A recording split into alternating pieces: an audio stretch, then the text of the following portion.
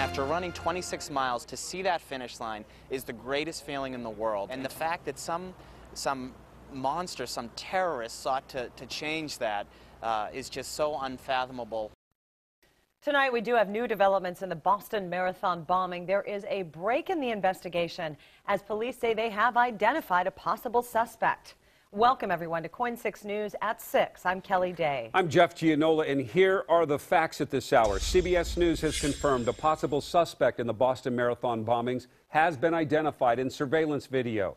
He's a young man who appears to be dropping a black bag carrying the second bomb that exploded near the finish line.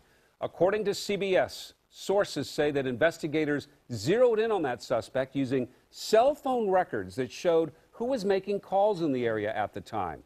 FBI photos show the remains of an explosive device. Those are now being analyzed at the Bureau's headquarters. And President Obama and the First Lady will travel to Boston tomorrow to attend a memorial service for the victims. Our Carla Castano tonight is live on the East Bank Esplanade, and that's where local runners are coming together. They're keeping the victims of the Boston bombing in their hearts and minds. And Carla, a run is about to start there?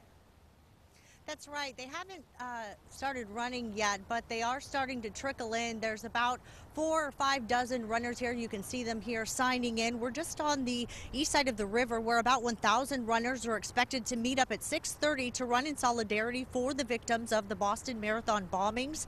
Among those running will be Jeremy Bauer, who just got back from Boston. He'll be running the 2.5-mile loop from the Hawthorne Bridge to the Steel Bridge and back. He had just gotten back to his hotel room, which was put into lockdown when the bombs exploded. Bauer tells us tonight's run will be emotional and tough on many levels, but important for a sense of connection with other runners. My legs are sore.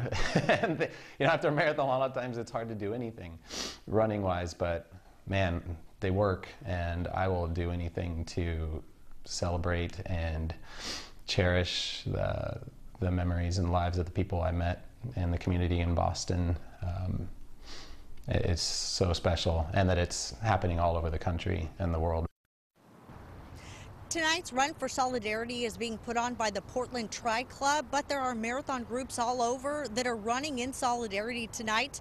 Again, the run starts at 6:30, and as you can see, people are beginning to trickle in. There are some people who are already warming up. We talked to a couple people who are doing the loop a couple times and say that they just can't get enough of running, but there are many people who are just beginning to get here. And if you haven't already come out, you don't have to sign up. You can just join in and just support your community. Live in Southeast Portland, Carla Castano, KOIN 6 News. Carla, thank you. We don't want to leave out Vancouver. The Vancouver USA Marathoners also had a solidarity run earlier this afternoon. Now, they took off from Esther Short Park about 5 o'clock tonight. So they're honoring those who died in Boston. And stay with KOIN 6 and CBS News for continuing coverage of the Boston bombing.